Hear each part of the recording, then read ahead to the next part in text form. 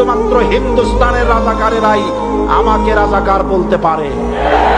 সুতরাং আমাকে যারা রাজাকার বলবে তারা পিতৃ পরিচয়হীন অবৈধ সন্তান। আমি বলেছিলাম 1973 সন পর্যন্ত আমি বাংলাদেশের কোন রাজনৈতিক দলের নেতা এবং কর্মী ছিলাম না। আমি রাজাকার নই। আমাকে রাজাকার বলে যদি তাকেও প্রমাণ করতে না পারে 10 কোটি টাকার মানহানি মামলা দায়ের করব। আমার এই বক্তব্য সারা দুনিয়া শুনেছে। পার্লামেন্টে আমার এই বক্তব্য রেকর্ড হয়ে আছে। সেদিন 3 শতাধিক পার্লামেন্ট মেম্বারের কেউ আমার চ্যালেঞ্জ গ্রহণ করেন নাই। যে কোনো ব্যক্তি পার্লামেন্টে গিয়ে আমার বক্তৃতা দেখে আসতে পারেন।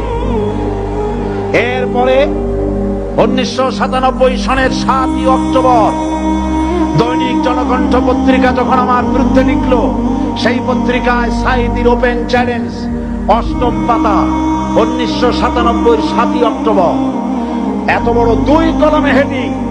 সেখানে আমি বলেছি, বাংলাদেশের সকল সাংবাদিক, গোয়েন্দা বিভাগ, বাংলাদেশের সকল বুদ্ধিজীবীকে আমি আমার পিরোজপুরে আমন্ত্রণ করছি।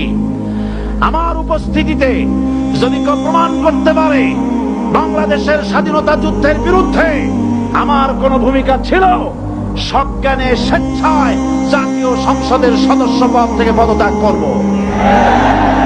3 বছর পার হয়ে গেছে, আজ পর্যন্ত কেউ এই চ্যালেঞ্জের মোকাবেলা করে নাই। সুতরাং আমাকে যারা রাজাকার বলবে তারা পিতৃ পরিচয়হীন অবৈধ সন্তান।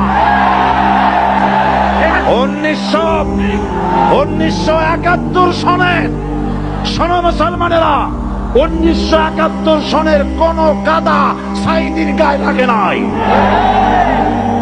আমাকে রাজাকার বলে জনগণ থেকে বিচ্ছিন্ন করবা, জনগণ থেকে আমার বিচ্ছিন্ন করা যাবে না।